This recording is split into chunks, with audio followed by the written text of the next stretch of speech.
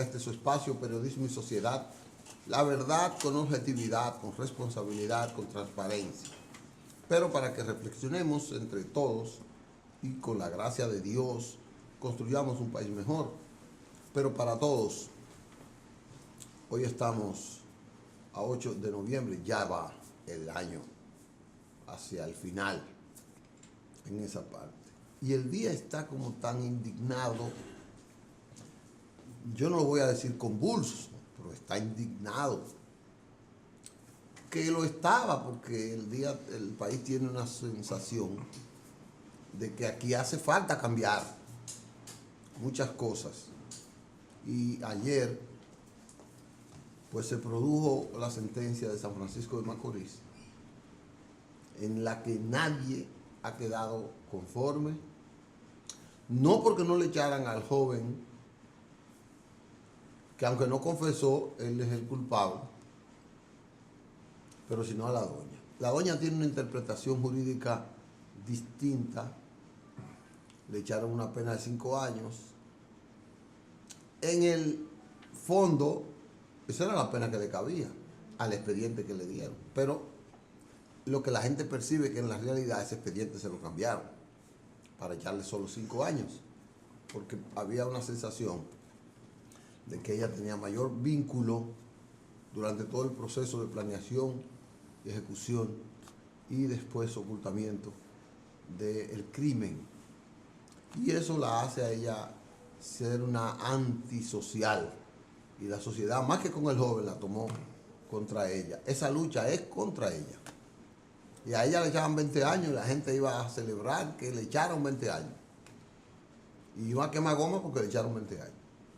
Yo no voy a hablar de ese proyecto hoy, de ese tema hoy, con la profundidad, porque les prometo hacer un análisis con ponderados profesionales para que podamos sacarle filo a eso. Yo tengo una visión, que no se la voy a externar hoy, pero sé que el pueblo está indignado, porque a ella le están cobrando toda la prepotencia pre-crimen, toda la vida que ella ha tenido de avasallamiento y de una riqueza que la gente dice no se le explica, y todo eso lo están cobrando ahora. Entonces, yo les prometo que vamos a analizar eso con varios ciudadanos de todos los niveles, profesionales de la sociología, del derecho, para eso. Aquí hay un evento que se está desarrollando en República Dominicana, que es mejor dedicarle el tiempo a ese para que no vengan y no quemen goma aquí al frente. Salvo que Isidro Toro, que es una persona que siempre le gusta esa conflictividad de la vida. ¿Usted me ha visto quemando goma alguna vez? No, lo que lo he visto es atacando ideas. Contrastando ideas siempre. Y eso es importante. Quemando las gomas de las malas ideas. Correcto. ¿Cómo está, Toro? Muy bien. Buenos días. ¿Cómo está? Buenos días. Nos trajo un invitado hoy. Tenemos al doctor Manuel Rojas Pérez. Manuel Rojas Pérez. Manuel Rojas Pérez es profesor de Derecho Constitucional en la Universidad Central de Venezuela, ¿no? Oh. Sí. Pero mira, qué atinado para que hablemos de constitucionalidad. Así es. Esta semana fue la semana, estamos en la semana de la Constitución. El martes fue el Día de la Constitución en la República Dominicana. Y es uno de los ponentes en las jornadas de Derecho Administrativo y Constitucional que se está dando en la República Dominicana. Por cierto, vi el nombre de la jornadas pre-mercaría. Esa jornada siempre se daba en Venezuela. Sí. Primero vamos a saludar a lo que llegó. Manuel Rojas, ¿cómo está usted? Andrés, muchas gracias, Isidro. Sí, en efecto, fíjense.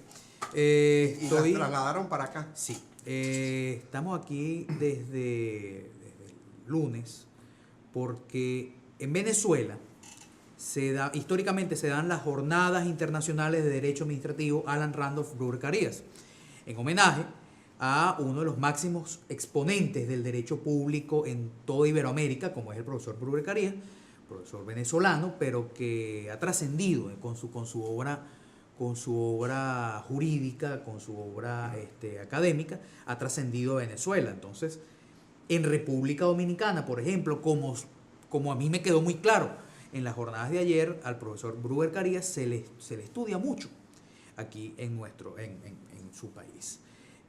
Resulta que por la crisis económica que estamos viviendo en Venezuela, las jornadas no se pudieron hacer más allá.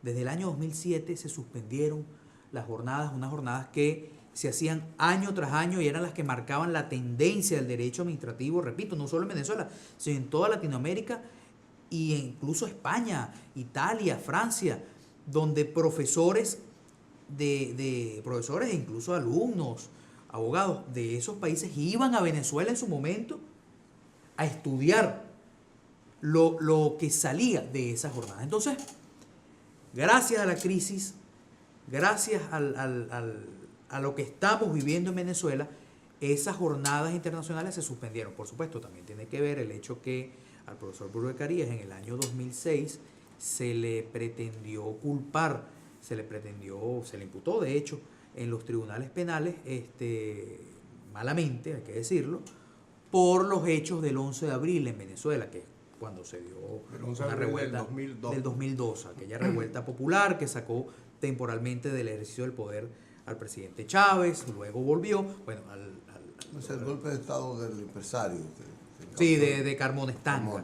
Entonces, además de la situación de conflictividad económica en el país, estaba la situación que el protagonista de las jornadas, el que homenajeamos regularmente, pues no podía estar porque no podía entrar a Venezuela. Si entraba a Venezuela, bueno, ya sabemos lo que iba a pasar.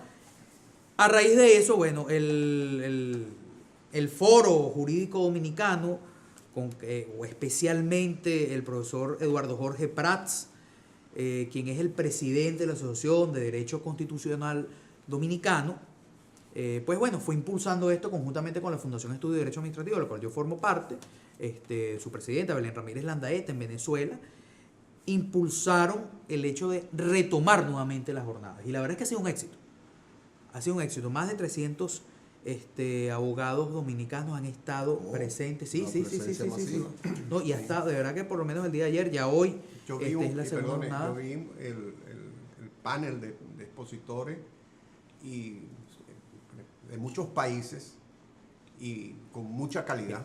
Aquí, en este momento, en República Dominicana, hay profesores de la talla de Luciano Parejo Alfonso de España, está Jaime Rodríguez Arana, está el profesor Bruer Carías, está Jaime Orlando Santofino de Colombia, el profesor Libardo Rodríguez de Colombia. Hay toda una serie, además de venezolanos que también están acá, José Ignacio Hernández, María Amparo Grau, Rafael Badel, que son todos miembros de la Academia de Ciencias Políticas y Sociales de Venezuela, y que Víctor Hernández Mendible, que además tiene mucha relación con República Dominicana, el profesor Eduardo Jorge Prats. Ayer de una conferencia bien interesante el juez presidente del Tribunal Superior Administrativo, muy interesante en materia de contencioso administrativo y tutela judicial efectiva. La verdad es que fue bien, por lo menos el día de ayer fue muy productivo para lo que es tratar de marcar nuevas tendencias en el derecho administrativo. ¿Cuál es la idea? La idea es como hacer un análisis de la situación constitucional del continente. Exactamente. La idea de las jornadas es analizar dónde estamos y hacia dónde queremos ir. En este momento pareciera que las conclusiones de las jornadas van a ser que el derecho constitucional y el derecho administrativo ya no pueden estar centrados simplemente en estudiar cuáles son las potestades del Estado, cuáles son las competencias que tiene tal o cual órgano público, ente público, sino tratar de todo eso, en todo eso, tener en el centro el ciudadano. Que el ciudadano, que la persona, como lo dice además la Constitución Dominicana en su artículo 8, que les tengo que decir, la he estado estudiando, la he estado leyendo a razón de estas jornadas, y la verdad es que la Constitución Dominicana del 2010 es una gran constitución. Sí. Lo tengo. Es una nueva y gran constitución. Sí, cómo no, la verdad es que el texto normativo de esta constitución que ustedes tienen es de verdad para quitarse el sombrero. Es muy incluyente. Los felicito a los dominicanos, porque la verdad es que no solo es excluyente, sino más es moderna. Hay, por ejemplo, una norma que yo comenté, que me tocó a mí ayer en mi exposición comentar, que es el artículo 142, que es la que regula todo el marco de los funcionarios públicos. Y tiene algo que a mí me parece sumamente progresista, moderno, que es que colocan en el orden constitucional la necesidad de que la función pública sea profesional. Una de las cosas que está pasando en Venezuela, Andrés, Isidro, tú lo sabes muy bien, es que ha habido una putrefacción en el sistema de los funcionarios públicos. Los funcionarios públicos en Venezuela, según la Constitución y según la legislación, deben acceder a los cargos públicos por concursos públicos, por mérito. Por mérito. Varios nos contamos y el que mejor quede en ese concurso, el que mejor resultado tenga de esos exámenes, es el que va a optar, es el que le van a dar el cargo, el que va a ingresar al cargo público. Eso es profesionalizar la función pública. Sí. Y hoy día no ocurre porque al cargo público accede el que tiene un carnet político, el que es un agente político tiene una agenda política, a favor del gobierno, por supuesto. Entonces eso tiene una consecuencia muy clara. La prestación de los servicios públicos no se hace de manera eficiente.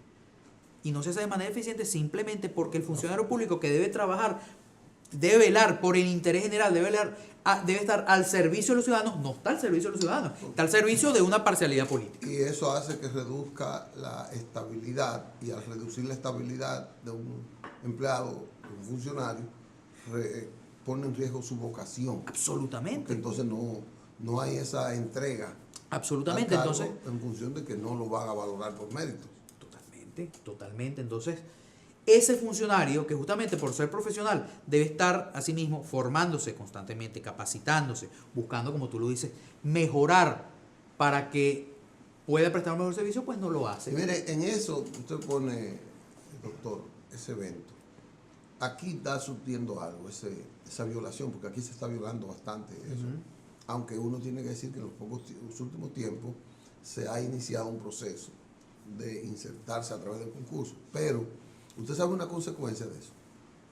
Gran parte de la juventud que va y se profesionaliza, que va inclusive al extranjero, viene y se le hace muy difícil insertarse en el mercado productivo, en el mercado laboral, con la capacidad o las capacidades adquiridas. Y eso hace que mucha gente, muchos jóvenes, pues se frustren. Claro. Y diga, bueno, y eso debe estar pasando no solo aquí, eso debe estar pasando en muchísimos países de América Latina. ¿Y cómo Quizás Chile esté un poco más avanzado de Y eso. una norma de ese tipo suele ocurrir en algunos países que está la norma, pero no se cumple. Bueno, claro. Hay un dicho muy tradicional que viene de la colonia. Se acata, pero no se cumple. Se acata, pero no se cumple, ¿no? Cierto, a ver, ciertamente, ¿Cómo otra de las... ¿Cómo se logra Sí. hacer valer eso? Muy interesante esto, Isidro, porque otra de las cosas que salieron, que han salido hasta ahora de estas jornadas, que no es un tema nuevo, por cierto, es un tema que ha venido estudiando la doctrina del derecho constitucional, que tiene que ver no solo con los derechos, sino con las garantías que da la Constitución y el bloque de la legalidad para que esos derechos se cumplan, que son los derechos fundamentales. Un derecho por sí solo no hace nada. Yo tengo el derecho a la vida. Sí, ok, está bien, usted tiene el derecho a la vida. Pero si alguien comete un homicidio en tu contra y no hay una sanción ante eso, tu derecho a la vida no vale. Es pírrico. Es pírrico absolutamente. Entonces, el derecho por sí mismo no tiene ningún valor hasta que hay una garantía fundamental que hace que ese derecho efectivamente se cumpla. ¿Sí? Pero hoy de nuevo, una de las conclusiones del día de ayer es que el derecho, el bloque de la legalidad, el bloque normativo, puede ser muy bonito, muy novedoso, muy eficiente, muy moderno, pero si no hay funcionarios públicos, y ahí yo creo, y yo soy, en Venezuela, yo me he dedicado mucho a ese tema, yo soy actualmente director, de hecho soy el director fundador de la revista Derecho de la Función Pública, me he dedicado al tema del estudio de los funcionarios públicos. Yo estoy convencido que si no hay funcionarios públicos que quieran hacer cumplir y valer la Constitución y la ley, pues simplemente no hace nada. El elemento humano dentro del derecho, la verdad es que simplemente es básico. Ahora, esa tendencia constitucional la podemos enmarcar en una tendencia ideológica mayor, que es la de la democracia participativa. Sí, porque tú me estás colocando al ciudadano como centro, sí, lo cual es lo correcto. Ahora ese ciudadano, que es administrado y administrador en este caso, es administrado y administrador, porque cuando activo coloca, y pasivo. es activo y pasivo, porque es un ciudadano también, Sí. el funcionario público que en otros roles recibe también los beneficios del Estado y en otros ejecuta esos Sí, beneficios. correcto, así es. Entonces es parte de esa democracia participativa.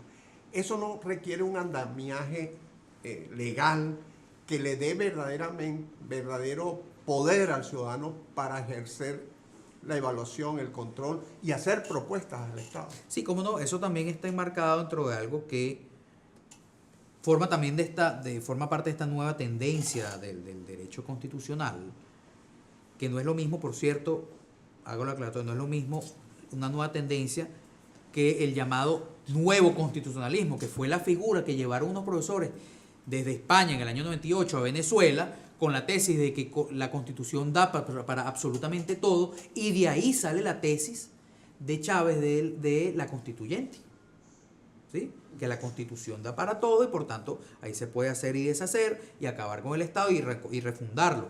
No estoy hablando de eso, estoy hablando de una visión moderna, pero que respete a las instituciones para que no ocurra lo que ocurre con los populismos. Ahí hay un punto, y perdón, Sí, don no, está Licho, bien. hay un punto, ahora que usted menciona eso, Manuel, se habla mucho, inclusive en Venezuela, yo lo escuché, de que no hay separación de poderes, que el poder es uno solo. Así es. Y luego, primero inventaron 5 poderes, cuando la tradición de Montesquieu son 3 poderes, el poder ejecutivo, el poder legislativo y el poder judicial. Luego inventaron 5 poderes, a eso le agregaron un poder moral y el poder electoral. Pero luego yo vi a muchos juristas alienados con el régimen de que hablan de un solo poder. ¿Cómo se digiere eso? Bueno, es que no hay forma de digerirlo sin entender que no hay Estado de Derecho cuando no hay separación de poderes. La democracia no es real. No, es que no existe. Si no hay Estado de Derecho, perdón, si no hay separación de poderes, si no hay lo que los doctrinarios norteamericanos llaman el check and balance, que es el sistema de peso y contrapeso, es decir, que el poder ejecutivo tiene unas competencias, un poder y un peso específico. El poder legislativo tiene una competencia, un poder y un peso específico, y el poder judicial lo mismo. Cuando uno de estos tres poderes, que es lo que decía Montesquieu, que son las 3 funciones del Estado, aquello de Venezuela de 5 poderes, eso es un invento que no tiene mayor asidero dentro de lo que es la ciencia política. Entonces, cuando uno de esos 3 poderes comienza a tener más poder y se quiere hacer más grande que los demás, los otros 2 hacen un balance de aquello y le ponen un freno. Epa, cuidado. No subas mucho, tengo que estar los 3 equilibrados. Entonces, ese equilibrio constitucional, ese equilibrio se traduce en la separación de poderes. Se traduce en que cada poder del Estado, cada poder público, tiene unas competencias específicas, pero uno controla al otro. Y ahí es donde la democracia se hace efectiva. En el caso venezolano, fíjate que a pesar de que la Constitución venezolana, repito, de manera absurda establece 5 poderes cuando las funciones del Estado son 3 y solo 3, sin embargo, los mismos operarios del gobierno nacional terminan reconociendo que el poder es uno solo, que es el poder comunal, porque ahora todo se inventará el poder popular y el poder comunal. Entonces todo lo engloba en un solo saco, ¿sí? Reconocido esto además o afirmado esto, nada más y nada menos que por la Sala Constitucional del Tribunal Supremo de Justicia venezolano. Ahí es donde tú te das cuenta, o una de las cosas que nos hace concluir rápidamente lo que tú decías: la democracia no es real, la democracia no es efectiva, la democracia simplemente no existe cuando no hay estos elementos. De las cosas que se han estudiado mucho, y vuelvo un poco con la pregunta anterior de Isidro, tiene que ver con el principio de la buena administración, que forma parte de esta nueva tendencia. El principio de la buena administración no es otra cosa que colocar al ciudadano en el centro de la acción estatal, de la actividad administrativa, de la actividad constitucional, colocarlo en el centro, que la función del derecho público sea justamente darle oportunidades a ese ciudadano y darle posibilidades de participar en el ejercicio público, participar en las decisiones, en la toma de decisiones públicas. En Venezuela, por ejemplo, una cosa, y en este caso no se cumple o se cumple muy poco, ¿ok? Pero tenemos una norma que es la norma de los presupuestos participativos en los municipios para formular, para que se pueda aprobar un presupuesto de ingresos y gastos en los municipios, creo que aquí le dicen municipios también en República Dominicana. Ayuntamiento, pero... ¿Ok? En las localidades, para que las alcaldías y los consejos municipales puedan aprobar un presupuesto de ingresos y gastos, pues previamente hay que consultarle al ciudadano sobre en qué áreas cree que debe hacerse la inversión pública, sobre en qué áreas debe generarse una política pública específica. Luego de que esa consulta se hace, se le consulta al ciudadano, al soberano, como tanto le gusta hablar al gobierno nacional, se le consulta y eso tiene unos resultados, pues a partir de ahí es que se puede hacer el presupuesto. Y eso que dice, por cierto, el ciudadano, el resultado de ese presupuesto participativo es obligatorio. Bueno, aquí se ensaya eso. Ok. En algunos municipios. Hay una ley aquí. Hay una ley Pero que obliga repito, simplemente... El gobierno central no lo hace así. Ok, allá el gobierno central tampoco, solo los municipios y cada vez menos. Pero los gobiernos democráticos no lo cumplen. La democracia está en función del equilibrio de la inversión Así mismo pública. es. Así mismo. Porque si usted no tiene una racionalidad, una distribución equitativa en función de las necesidades de cada sector y cada localidad para el presupuesto general, usted va posiblemente a crear desbalance en el crecimiento de esas localidades. Yo quiero hacerle una pregunta, pero vamos a tener que ir a una pausa. Sí, bueno. Pero ahorita, como el problema de la democracia tiene que ver con los poderes, el origen de los poderes es fundamental para que esa democracia sea fuerte. La constitucionalidad tiene fuerza en la medida en que el origen de los poderes permita que esa constitución sea vigilada y sea soportada en leyes racionalmente aplicadas, que es lo que pasa en las democracias de los países del tercer mundo, de América Latina básicamente, donde las democracias están en el libro, están en la constitución escrita, pero la ejecución de la acción política impide otra, como que oculta de verdad esas equidades que hay que ver en eso. De eso que yo quiero que hablemos en el próximo segmento. Bueno, vamos a una pausa y volvemos con el doctor Rojas Pérez. Para Manuel Rojas Pérez, venezolano, que está aquí participando en un congreso de constitucionalidad con centenares de juristas capacitados para ello. Vamos a una pausa.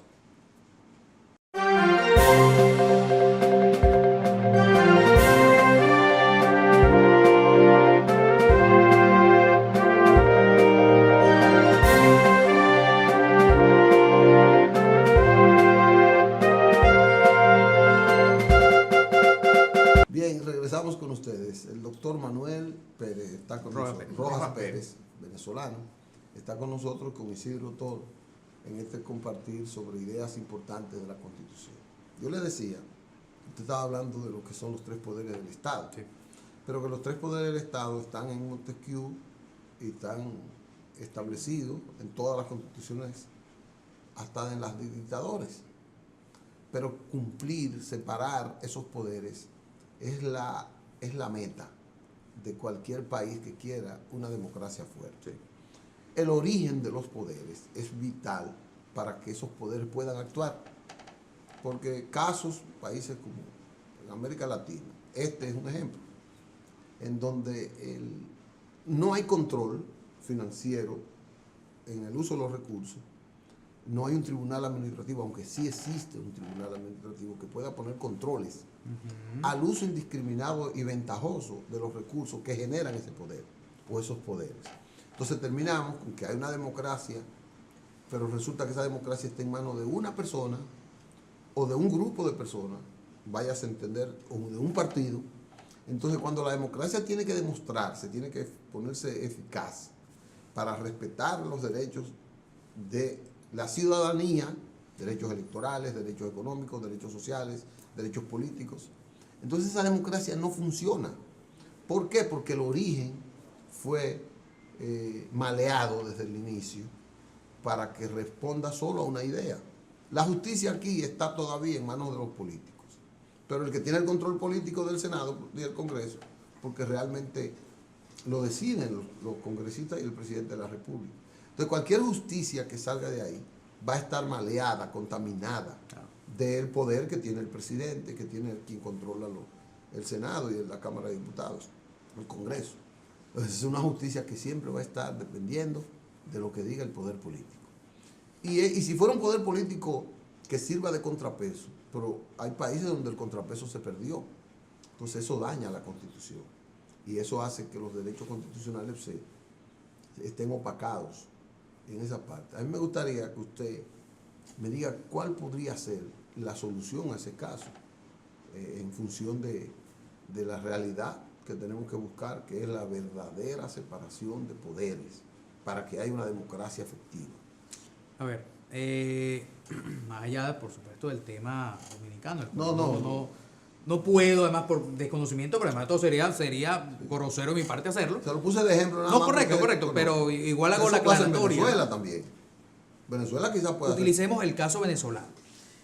O podemos hacerlo incluso de manera genérica.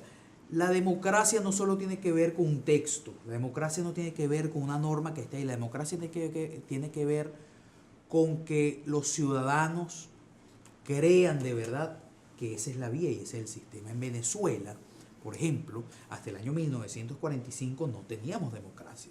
Hasta 1945 veníamos de un proceso que ya no era totalitario, autoritario como lo era en la dictadura del general Gómez, pero tampoco era una democracia. En el año 1945 toma el poder la Junta Revolucionaria del Gobierno con Rómulo Betancourt y a partir de ese entonces parte de la política de Estado no solamente fue llevar el ejercicio del poder, sino enseñar a los venezolanos que la democracia era la vía. Te pongo un ejemplo de lo que hizo la Junta Revolucionaria de Gobierno del 45. Ellos toman el poder, anuncian elecciones para dentro de un año y en ese mismo decreto los miembros de la Junta señalaron que ellos tenían prohibido postular, ser candidatos. Con el ejemplo, el venezolano comenzó a entender, oye, que por ahí va la cosa. A raíz entonces de que... La no eternización del poder. Por supuesto. Entonces, desde el Estado se comenzó a dar ejemplos a los ciudadanos, a hacerle entender lo que yo llamo, y lo digo no en pocas oportunidades, la sangre democrática que todavía nos corre a los venezolanos por las venas y el ADN que todavía nos queda en las venas a los venezolanos, que es lo que ha hecho que a pesar que Maduro y Chávez y ahora Maduro ha avanzado mucho, no han podido avanzar más. Ha podido ser peor. Ha podido ser peor desde el punto de vista político, no desde el punto de vista económico, pero desde el punto de vista político ha podido ser peor el tema venezolano, sino es porque nosotros mismos siempre termina aguantando la cosa, porque el venezolano, hay una conciencia mayor. Lo tenemos ahí y es por eso, no porque se estableció en una norma, en una constitución, en un gran texto, que el sistema democrático es el que será implementado en Venezuela. No, es porque se le hizo entender a los venezolanos desde las esferas del poder que es la democracia la vía. Es así cuando la cultura democrática se inserta en los ciudadanos, es que la democracia es realmente efectiva. Los grandes países que tienen unas democracias sólidas, Estados Unidos, Inglaterra, muchos países de Europa, han trabajado el tema de la cultura democrática. Y ahí es donde yo creo que está la clave. Yo creo que la clave es esa, en ir al ciudadano y expresarle, señalarle, enseñarle. Y repito, yo creo que el mejor momento... Los partidos políticos, ¿qué tienen que hacer con eso? Bueno, primero los partidos políticos son fundamentales, absolutamente fundamentales, porque son el vehículo de la política. Pero los partidos políticos son los primeros que están llamados justamente a esto que estoy diciendo. Son los que tienen también una carga fundamental en enseñar, en llevar esa cultura de democracia a los ciudadanos a partir de ahí. Entonces, un partido político democrático es la base de un Estado democrático. Absolutamente. Y no quiere decir con Que es esto... como el ejemplo de donde salen los funcionarios democráticos, es del Partido Democrático. Mira, Y transparente. los partidos políticos son base fundamental, repito, de las democracias. Siempre y cuando estos partidos políticos crean en la democracia. En el caso venezolano, el actual partido de gobierno no trabaja bajo conceptos democráticos. Hace poco, mira, hace unos pocos meses se dio el quinto congreso del Partido Socialista Unido de Gobierno. Y ahí un entonces ministro, Elías Agua, que era ministro de Educación, se atrevió... Creo que fue canciller también. Que fue canciller, se ha pasado por varios cargos. Por varios cargos. Él es del entorno. Sí, él se ha tenido varios cargos. Sé como decimos en Venezuela, tiene más puestos que un autobús, se ha tenido más puestos que un autobús. Bueno, este señor se atrevió, nadie entiende por qué tuvo ese atrevimiento, de pedir elecciones dentro del El PSU. dentro del PSV.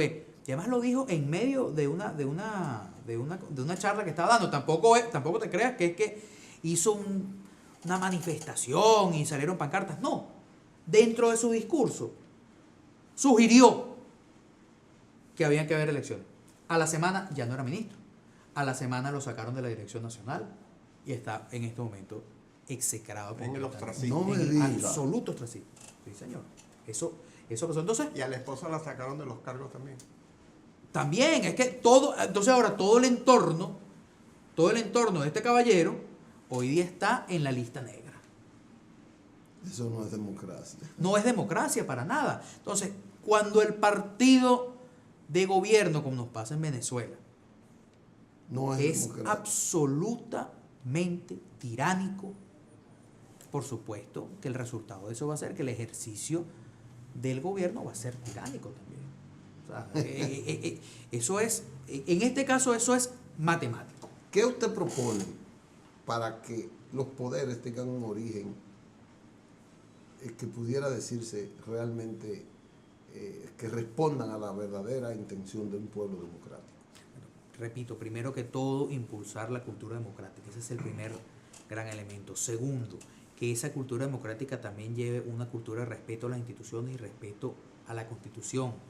Ayer el profesor Bruber Carías le recomendaba a los dominicanos: cuiden su Constitución, cuiden su Estado de Derecho. A mí me parece que esa fue una recomendación muy importante, porque a veces creemos que las cosas no nos van a pasar.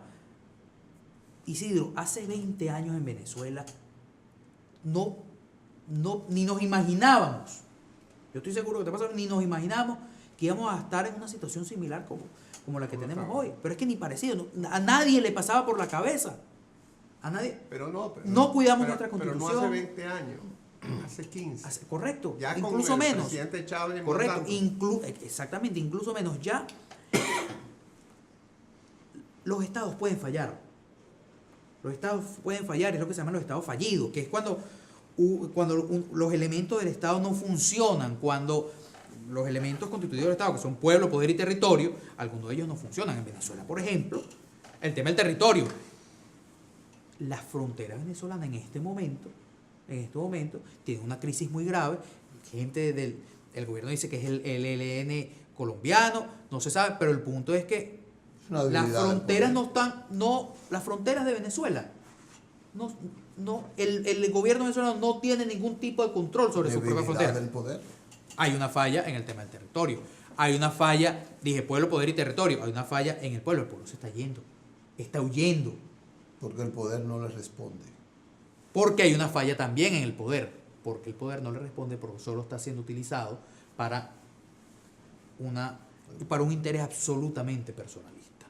Entonces, los estados fallan. Y los estados fallan cuando no cuidamos nuestra Constitución, cuando no cuidamos nuestras instituciones, cuando se utilizan mecanismos como el que se utilizó en el 99 de la Constituyente, que lo que hizo fue comenzar con el arrase del Estado, y ahora desde el año pasado volvieron a instalar una Asamblea Nacional Constituyente, que por cierto no ha discutido el primer artículo de una nueva constitución. Una Asamblea Nacional Constituyente según nuestra constitución, y que es la teoría de la teoría constituyente, que es para crear nuevas constituciones. Bueno, ellos tienen un año en el ejercicio ilegítimo, además, porque más que ilegítimo, inconstitucional, que también ilegítimo, porque no se cumplieron, de paso no se cumplió con ninguno de los mecanismos establecidos en la Constitución para convocar a ese constituyente. Porque el de la Cámara, el del Congreso, Ajá. ¿cómo se llama? La Asamblea Nacional. Ajá, Sí. la Asamblea Nacional. Era contestatario. Claro. Claro, es que entonces se montó esta constituyente no para hacer una nueva constitución, sino para para crear aniquilar, un parlamento paralelo. aniquilar. Ya está. Y el control ciudadano, ¿cómo una constitución concibe el control ciudadano y cómo lo hace realmente efectivo? ¿Qué instrumento puede darle al ciudadano para que ejerza ese control ciudadano sobre la constitución y sobre todo el entramado? Una de las del garantías fundamentales, extraconstitucionales en este caso, es el control ciudadano. El ejercicio del control del pueblo, de la gente, no solo en elecciones. No solo referéndum, por ejemplo, los Claro, referendos abrogatorios. correcto. Todo eso son figuras que sirven en un estado de derecho. Pero de nuevo, ahí tiene que ver con lo que yo decía anteriormente, con la capacidad de los funcionarios de hacer respetar las constituciones Claro, siempre y las leyes. El caso del toca traer el caso del referendo. Resulta que nosotros desde hace 2 años estuvimos pidiendo referendo revocatorio en Venezuela, y el Consejo Nacional Electoral, uno de los poderes constitucionales en Venezuela, uno de los órganos del poder público, así como todos menos la Asamblea Nacional, todos controlados por el Partido Socialista Unido de Gobierno, por el señor Maduro, a nuestra solicitud de referendo revocatorio, eso le pusieron todas las trabas del mundo, todas. Cuando te digo es que había que firmar, pero esas firmas no podían ser en cualquier otro, tenía que ser un papel especial que sacaba la Casa de la Moneda, que es del gobierno, pero entonces cuando eso se hacía la solicitud, la Casa de la Moneda no daba el papel. Luego no podías, tu derecho no lo podías ejecutar. ¿Cómo? Déjeme, profesor. Tenemos que irnos a una pausa. Y yo tengo 2 o 3 preguntas y todo tiene seguro varios. Yo le voy a hacer un par de preguntas. A ver. Pero yo le quiero hacer algo. Se está dando un movimiento en América Latina de que las excepciones en la Constitución son violatorias a los derechos. Le voy a decir, por ejemplo, el Toro tiene 22 años. Entonces, a los 22 años usted elige un presidente, pero usted no puede ser presidente.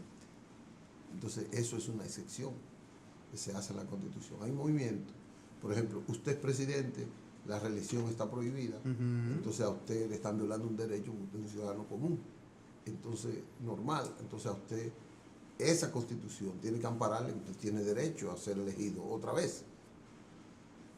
Yo creo que ese movimiento, si es inconstitucional, si es como una antinomia de la realidad. O antidoctrina. O antidoctrina. Que usted me analice esa corriente que hay. Okay, de acuerdo. Lo he visto en Argentina, lo he visto en Perú, en Bolivia. Eso se ha aplicado ya. Y aquí también se Pero está... en Bolivia es peor. Perdió el referendo, entonces... Él hizo otra cosa. Lo hicieron por otra vía. Pero es por esa corriente es por esa corriente. Entonces vamos a una pausa, doctor. Y volvemos para que usted me enfoque esa visión que se está dando. En breve volvemos con el doctor Manuel Rojas.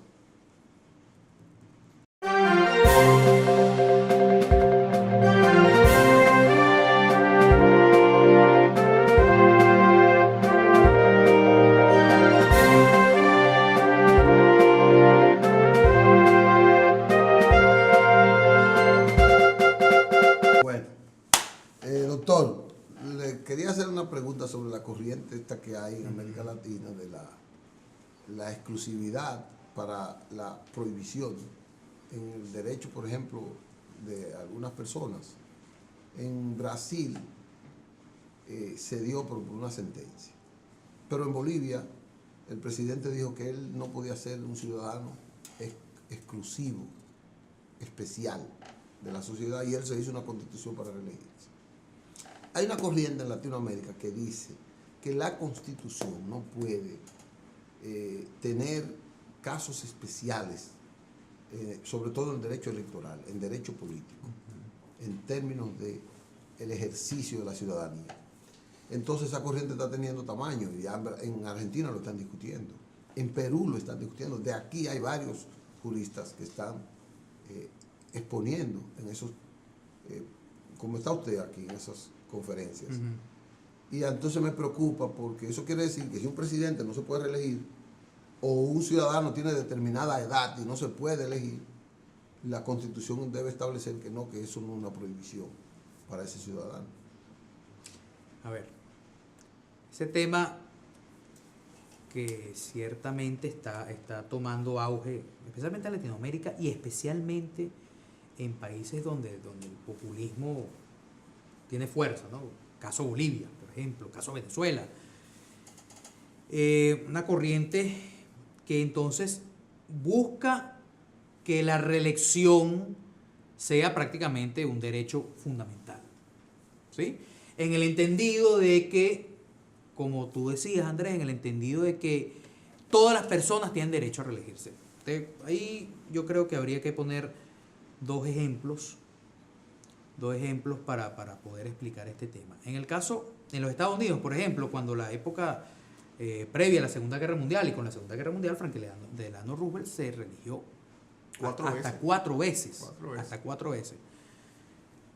La sociedad norteamericana entendió algo que dijo Simón Bolívar hace muchos años. O sea, una persona está en el ejercicio del tiempo durante mucho tiempo, termina corrompiéndose, porque el poder corrompe. O sea, esto es algo que, es natural, que la historia nos ha demostrado que es así. Es una expresión humana. Entonces, en los Estados Unidos, por ejemplo, ya el cuarto periodo dijeron, bueno, ya basta, porque aquí esto puede terminar mal. Entonces nació la enmienda. Y entonces enmendaron la Constitución y dijeron solo 2 periodos y después de ahí, compañero, usted ya no puede reelegirse. El caso México es incluso más extremo y lo quiero traer a colación porque ese tema se ha debatido mucho y a pesar de que México en los últimos meses entiendo que ha habido una pequeña corriente que ha olvidado esto, voy a contar. En México, a principios del siglo XX, ellos decidieron que no iba a haber reelección de ningún tipo. 6 años para el presidente y suficiente, venga otro. En el entendido de lo que acabo de decir, el poder corrompe.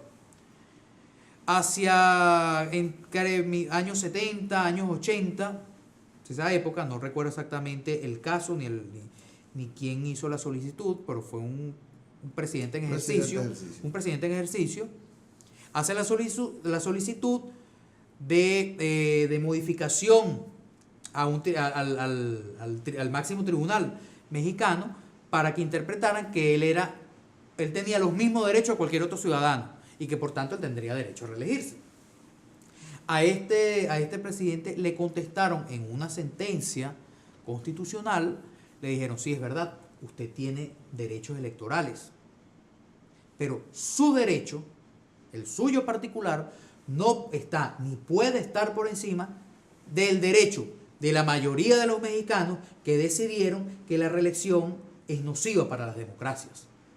Con ese argumento fue más que suficiente para que en México durante mucho tiempo, para parar aquello. Correcto. Porque de nuevo, la historia ha demostrado que mucho tiempo en el ejercicio del poder termina corrompiendo, porque el poder corrompe. Entonces para terminar este tema, aquí tiene mucho que ver el papel que desempeñe el juez constitucional. La conciencia que tenga él de su rol. Que entienda, vuelvo a lo mismo, y que además de todo esté formado, capacitado y que tenga, que crea de verdad en la Constitución. Entonces, el juez constitucional tiene ahí poder, lo que debe entender, que no ha pasado en Venezuela, pero debe entender que él no está ahí para interpretar, sino para cuidar la Constitución. En Venezuela se ha interpretado la Constitución incluso en contra de su propia Constitución. Repita, que es lo que hizo la Sala Constitucional. El juez constitucional está para interpretar. El juez constitucional no está para interpretar la Constitución. No está. Salvo para un caso en concreto donde la Constitución no sea clara. Pero el papel natural del juez constitucional es cuidar, defender el texto constitucional, la norma constitucional. Esa es su labor y su función. Correcto. Magnífica conclusión. Mire, teníamos el tema de la democracia en Brasil. ¿Cómo se han expresado? La justicia. Ojalá que usted se pueda quedar y hagamos otro programa. Podemos hacer por video. Mi esposa no opina lo mismo. Que no tiene. Bueno, pues entonces tenemos que irnos, doctor, de verdad, doctor Toro, que ha sido una excelente entrevista. Yo le llamo un manjar para hablar de constitución en esa parte. Y nos gustaría de verdad que usted se quedara aquí. A mí me gustaría quedarme también. Una videoconferencia. Podemos hacer una videoconferencia. Perfecto. Bueno, compromiso de Isidro. Bueno, es un... Ya sabemos. Gracias, Muchas gracias. Gracias, doctor, de verdad, y bienvenido. Espero que le haya pasado bien. No, maravilloso. Aquí queremos los venezolanos. De verdad que sí. Aunque no a todos. Hasta los que se casan con allá, acarigüeños. con acarigüeños. Muchas gracias a ustedes. Señores, el doctor Manuel Rojas ha estado con nosotros, abogado constitucionalista venezolano que está participando en el Congreso de Constitucionalidad en República Dominicana. Él e Isidro Toro y nosotros les invitamos para que usted siga el programa. Mañana estaremos de nuevo con ustedes y ya tendremos otra temática que tratar. Así que gracias por su sintonía. Se me excusan los que están ahí que no les pude mencionar, pero mañana les menciono. Muchas gracias.